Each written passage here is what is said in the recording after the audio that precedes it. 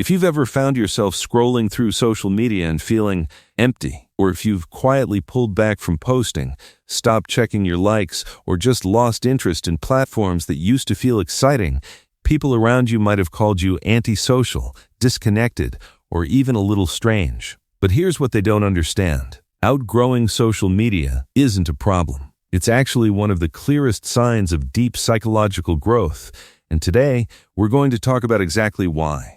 First, your sense of identity no longer depends on external validation. Psychology shows that people who rely heavily on social media often do so because they're in a stage where outside approval helps them feel secure in who they are. It's not a flaw, it's actually a normal part of development. But when you start to outgrow that need, something powerful shifts inside you.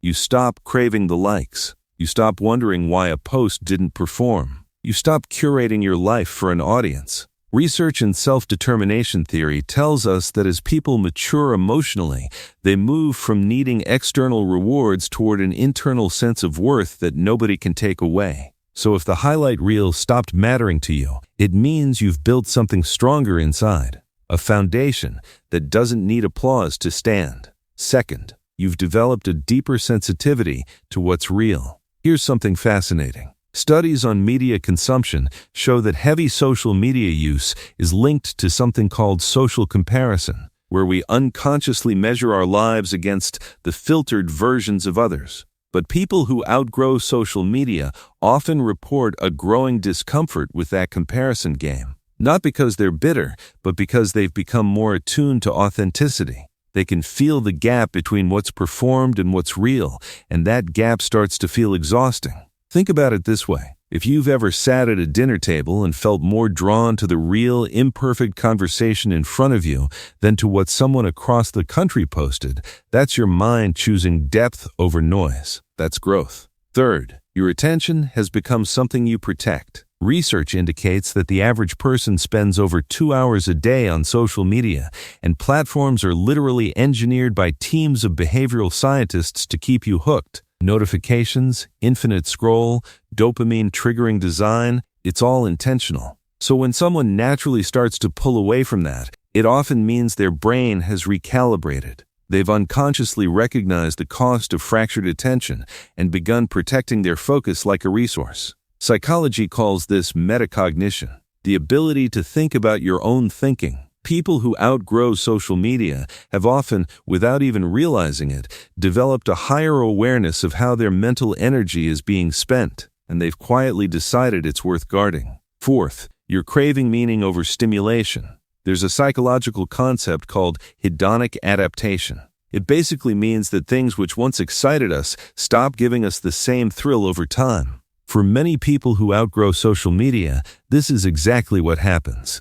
The scrolling that once felt fun starts to feel hollow. The content that was once entertained starts to feel static. And underneath that restlessness is actually something beautiful, a deeper hunger. Psychology shows that as people move toward what researchers call eudaimonic well-being, they begin seeking purpose, connection, and contribution rather than just pleasure or distraction. If social media has started to feel shallow to you, it's not that something is wrong with you.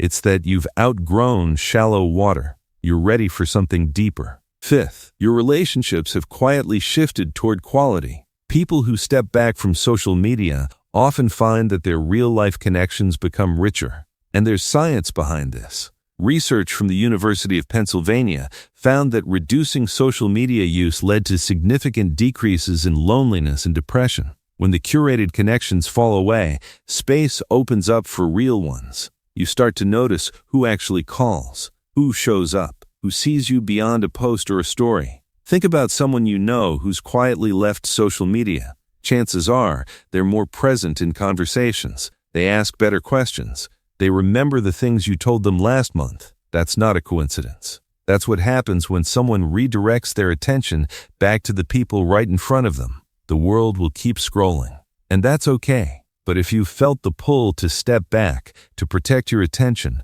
to choose presence over performance, trust that feeling. It knows something important about who you're becoming. If this spoke to something in you, subscribe to MindNest Psychology. We explore the hidden strengths behind the traits people misunderstand.